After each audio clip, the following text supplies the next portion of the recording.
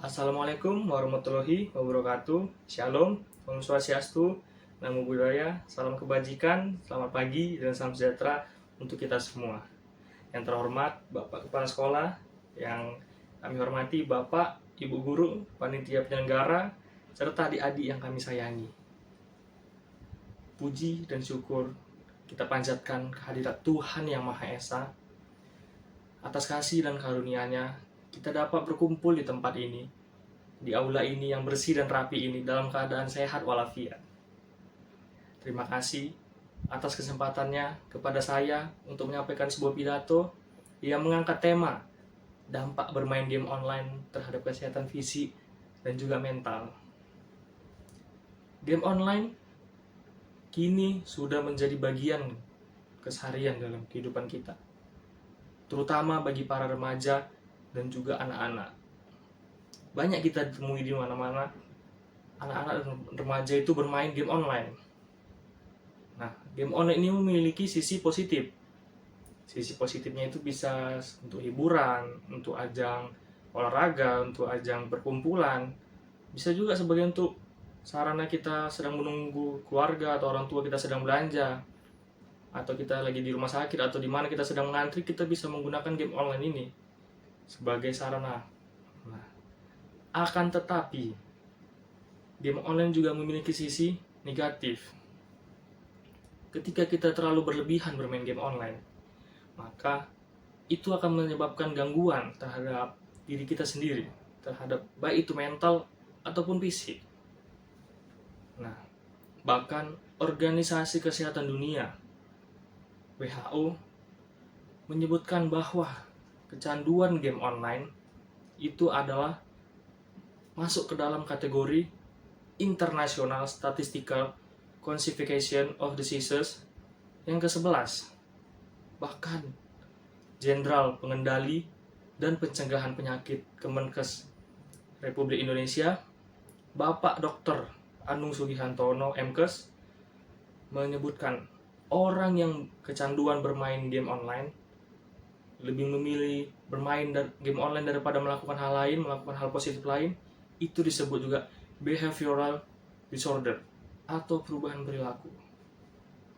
Ya, semuanya baik. Berikut saya akan menampilkan dampak pada kesehatan fisik kita bila kita keseringan bermain game online. Ya, bisa kita lihat di slide di samping saya ini, itu ada masalah mata, ada juga kurang gerak, ada juga gangguan tubuh dan nyeri, ada juga gangguan tidur dan masalah kesehatan lainnya. Baik, saya akan menjelaskan secara singkat saja karena waktu kita terbatas. Masalah mata. Ketika kita melihat layar HP, layar laptop secara terus-menerus tanpa henti, itu akan membuat mata kita menjadi sakit, bahkan bersilinder. Nah, kita lihat di sini ada adik-adik yang pakai kacamata. Bisa jadi mereka itu keseringan bermain game online secara terus-menerus menatap layar. Ya, jadi dikurangi ya adik-adik ya. Kedua juga ada kurang gerak. Ketika kita bermain game secara terus-menerus, kita itu hanya berdiam. Tentu kan tidak ada yang bermain game kita sambil jalan, sambil olahraga, tidak ada. Jadi ketika kita bermain itu diam di kamar, itu akan menyebabkan kita kurang gerak. Maka dia akan menyebabkan masalah-masalah baru seperti obesitas, seperti melemahnya jantung. Jantung itu harus dipacu dengan kita bergerak, kita melakukan aktivitas. Jangan kita berdiam. Nah, yang ketiga ini adalah gangguan postur dan nyeri. Ketika kita bermain dengan posisi duduk atau kita rebahan secara terus-menerus, pasti postur kita itu akan menjadi terganggu. Kita akan menjadi orang yang bungkuk. Nah, bukan hanya bungkuk, tapi kita juga bisa merasakan nyeri bisa di belakang kita sini. Nah, tentu buat para semua adik-adik yang hadir di sini, tolong dikurangi untuk bermain game online-nya secara berlebih. Nah, yang berikutnya adalah pola tidur, gangguan pada tidur. Gangguan pada tidur ini apa? Gangguan pada tidur ini ketika adik-adik ini bermain game sampai malam, sampai larut. Nah, yang mengakibatkan besoknya jadi tidak memiliki energi yang kuat untuk melakukan aktivitas karena energinya sudah dipakai malam itu. Ya, mereka kekurangan tidur lah jadinya adik-adik ini. Oke, yang kelima atau yang terakhir itu adalah gangguan kesehatan lainnya. Iya, kalau kita bermain game secara terus-menerus, kita pasti tentunya fokus pada game itu. Yang mana kita pasti tidak makan. Nah, itu salah satu contoh masalah kesehatan lainnya. Ketika kita tidak makan, kita lambat makan, itu akan menyebabkan kita sakit asam lambung. Ya, asam lambung itu kan cukup parah ya adik-adik yang hadir di sini ya. Baik, tadi saya sudah membahas dampak kesehatan fisik terhadap kecanduan bermain game online. Maka sekarang saya akan membahas dampak kesehatan mental bila kita kecanduan bermain game online. Nah, bisa kita lihat paling atas itu ada kecemasan dan stres, baru juga ada isolasi diri, ada juga agresif, ada juga kehilangan produktivitas yang paling terakhir ya. Saya akan membahas satu-satu. Kita bahas dari stres dan kecemasan. Bila kita bermain game secara terus-menerus tanpa henti, tapi kita kalah di dalam game itu, atau kita ada rasa ingin lebih maju, lebih menang, tapi kita tidak bisa mencapainya karena standar kita belum mencukupi, maka kita akan menjadi stres. Dan ketika kita stres itu yang bikin gangguan pada mental kita, menjadi rusak. Nah, yang kedua itu ada isolasi diri. Isolasi diri kita jadi jauh dari pada kalangan-kalangan umumnya, pada perkumpulan-perkumpulan. Bila kita bermain game, cenderung kita akan menjadi sendiri. Bahkan di saat kita beramai-ramai pun kita akan menjadi sendiri. Hanya fokus pada gadget kita itu, pada HP kita, pada laptop, pada PC.